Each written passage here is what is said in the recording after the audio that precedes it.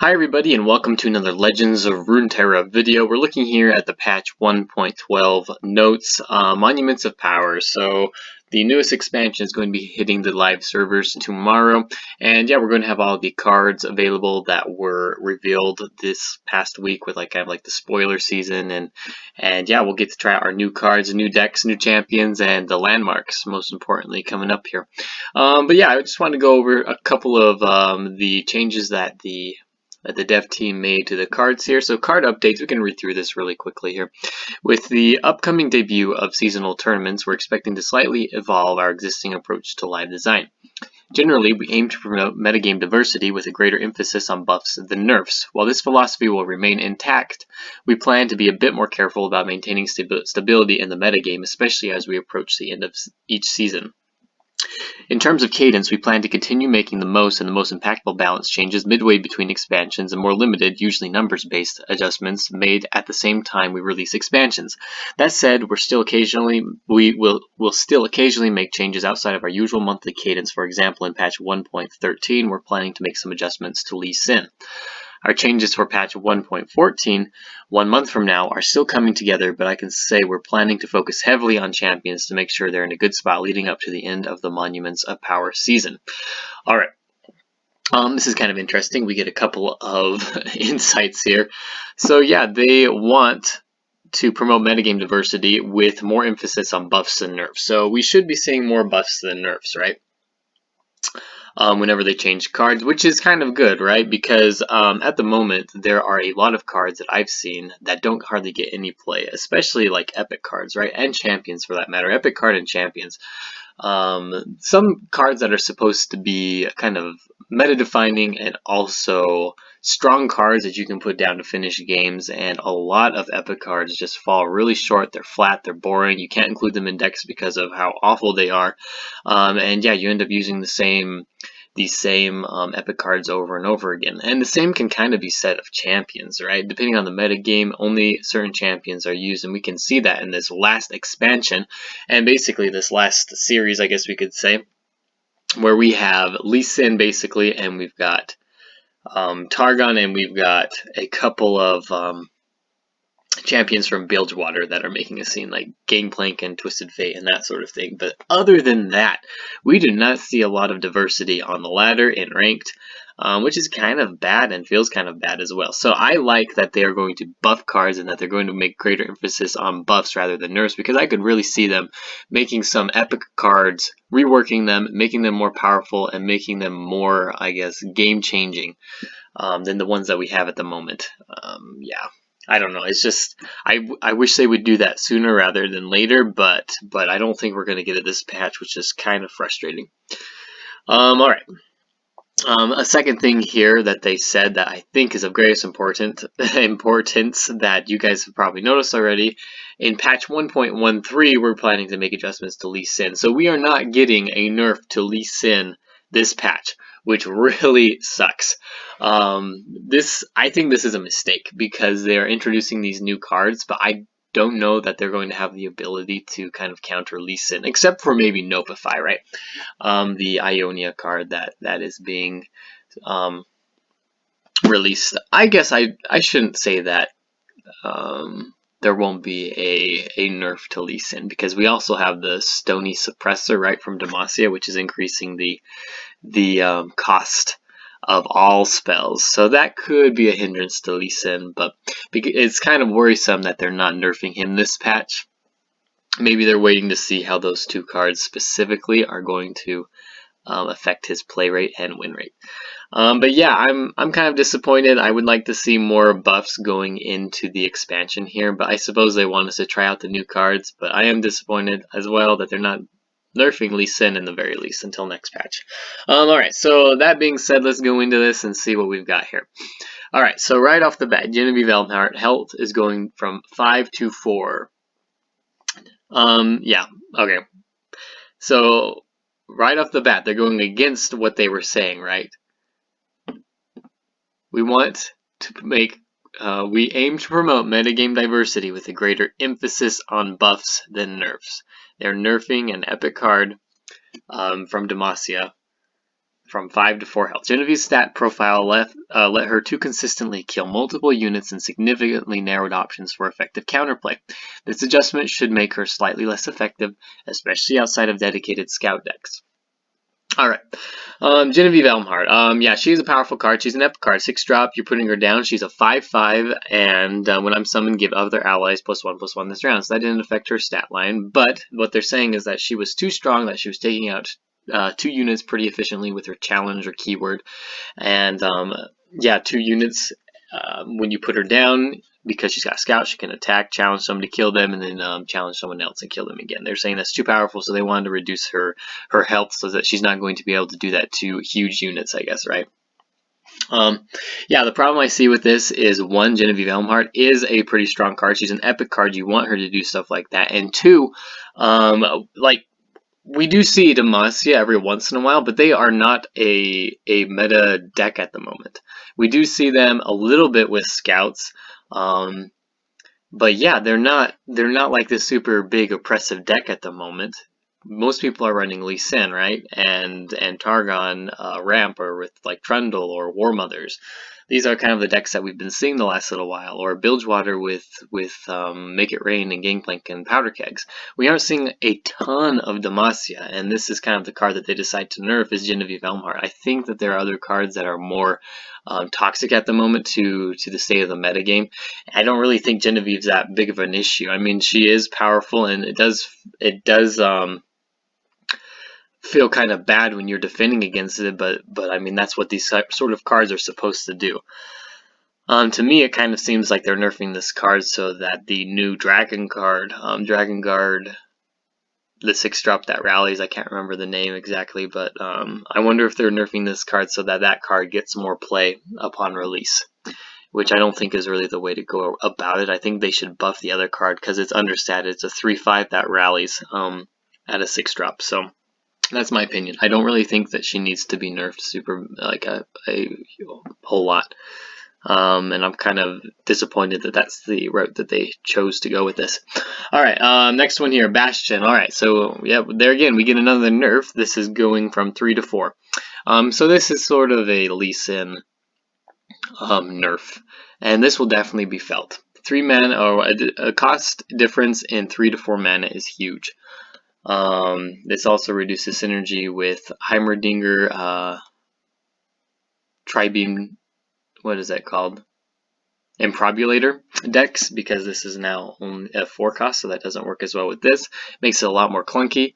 Let's see what they have to say. Overall, we're happy with last patch's adjustment to Bastion's functionality, but it's currently just too efficient. A cost increase should limit its most punishing use cases and generally make the card more fair to face. Yeah, it was pretty strong. I'll grant it that. It was a pretty strong 3 cost that you could use to kind of counter really big sort of tempo like plays. So for example, with Ruination, right, you can save your most powerful unit while the enemy clears out their entire board, and you protect your side, or at least 1 unit, right? So that was kind of a power play that you could use for only 3 mana. So in those sort of cases, yeah, it's kind of bad. That you can also use it pretty efficiently to block a lot of spells that cost more than 3. So bringing it, I guess, up a little bit could help balance it out a little bit. But I think this is mostly a nerf to Lee Sin, because this was most prevalent in Lee Sin Targon decks, right? But I don't know that this was the biggest culprit to that. I think Lee Sin as a champion is kind of the biggest culprit in that, and I wish they would have nerfed him this patch instead of next patch. I think this is overall is probably a warranted change, though. Makes it a little bit more fair and feel better to play against. Alright, let's look at Hush here. We get a cost reduction from 3 to 2. The old text: silence a unit this round, create a fleeting Hush in hand that costs 1 more. The new text is silence a unit this round. Alright, so we get a cost reduction in Hush, right? But we can only use it once now. So it's 2 mana burst speed spell that we can only use once. So once again, this is kind of a Tribeam Improbulator nerf as well, because we don't get like the value.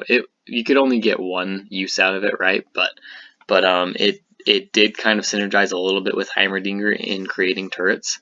So that's a little bit nerfed to that sort of deck style, but this was definitely necessary. Having the ability to hush multiple units was very, very powerful, especially if your whole deck concept was based around buffing your units or using elusives or, you know, just using your keywords to be able to deal damage to the Nexus. Hush was really, really damning for that.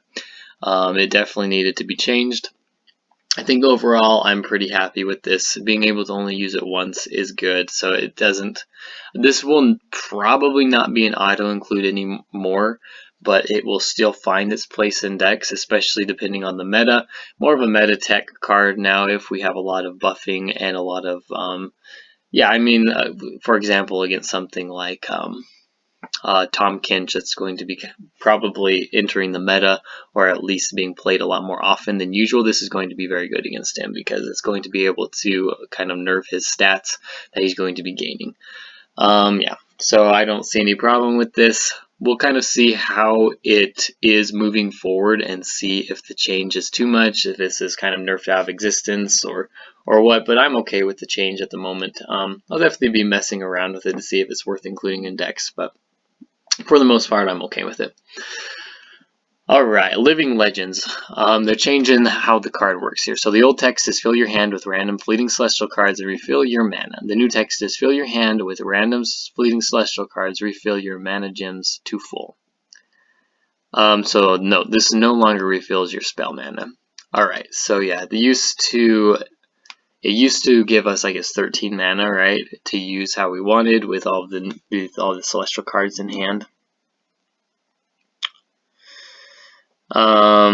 Which is interesting.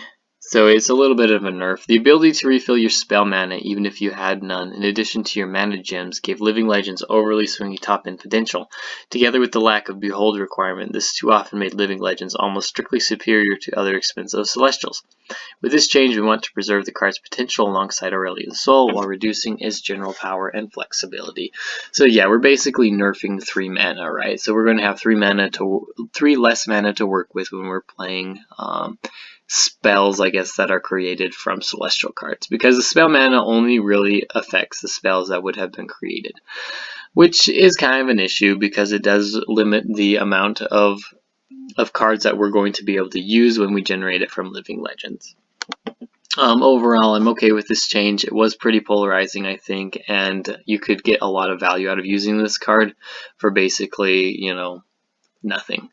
Getting kind of the ability to choose what cards that you play, which celestial cards you play, was huge. Yeah, and just nerfing it, I think, is okay. I don't really have a problem with that. Alright, and that's the end of the card. So we got 4 changes here, all nerfs.